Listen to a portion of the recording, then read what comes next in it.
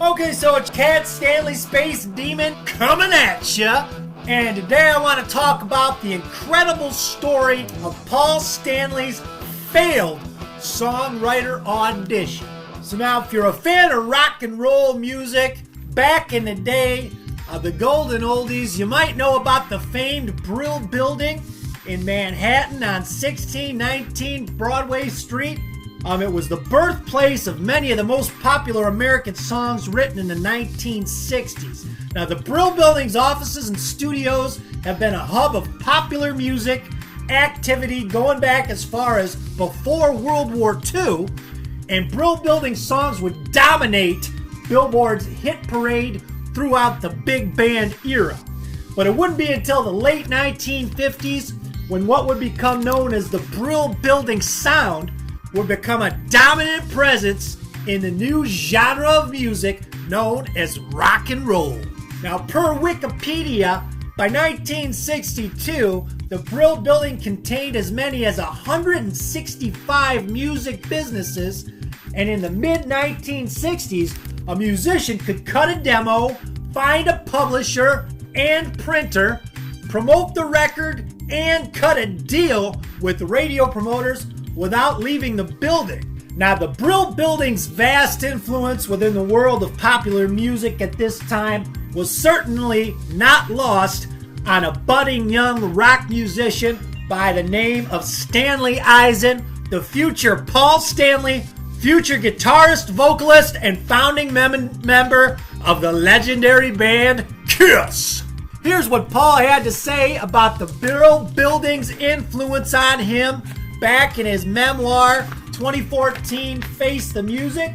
He said, "I studied the song structures of the Brill Building writers like Barry Mann and Cynthia Weil, Jerry Goffin and Carole King, Jeff Barry and Ellie Greenwich.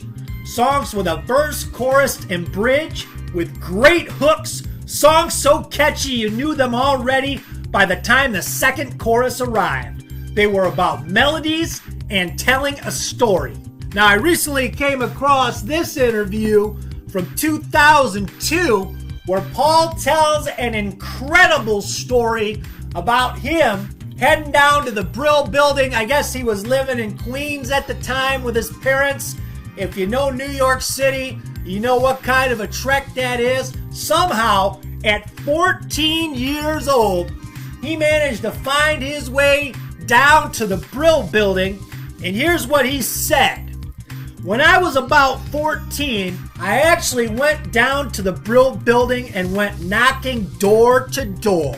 Now, he says, playing songs that I was writing, because that was where it was all happening. Every great song that was on the radio came out of there. I went down there peddling songs. I was too young and I had some things to learn, but I knew where I was headed. Now, if this story is true, and I'm going to go ahead and take Paul at his word. You know, I've had some fun at Paul's expense on this channel. Maybe even been a little slightly critical of him in the past. But you know what? If this story is true, and I'm going to take him at his word, this is amazing. Can you imagine at 14 years old going down to the Brill Building in New York City among some of the greatest songwriters in the history of music? And I could just see Paul going down there with his loaded 6-string on his back and his little notebook full of songs that he's working on and pitching these songwriters on his songs. I mean, that's amazing. Do you know what kind of brass that had to have taken for someone 14 years old to go down there? So, hey, credit where it's due, man. Paul Stanley went down there, obviously, like he said, he was a bit young, he had some things to learn, but he didn't let it deter him. You know, obviously they rejected him.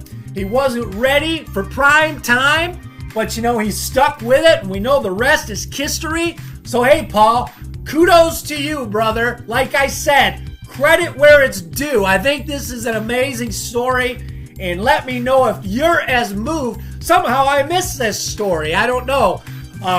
He didn't mention it in his 2014 memoir. I went back and looked in there. I didn't think he mentioned it. Couldn't find anything about it. Somehow the other day, by happenstance, this old interview popped in my YouTube feed and I watched it. I think that's pretty cool, man. Let me know what you guys think. I hope you dug this little video, and we'll see you next time. Who's here?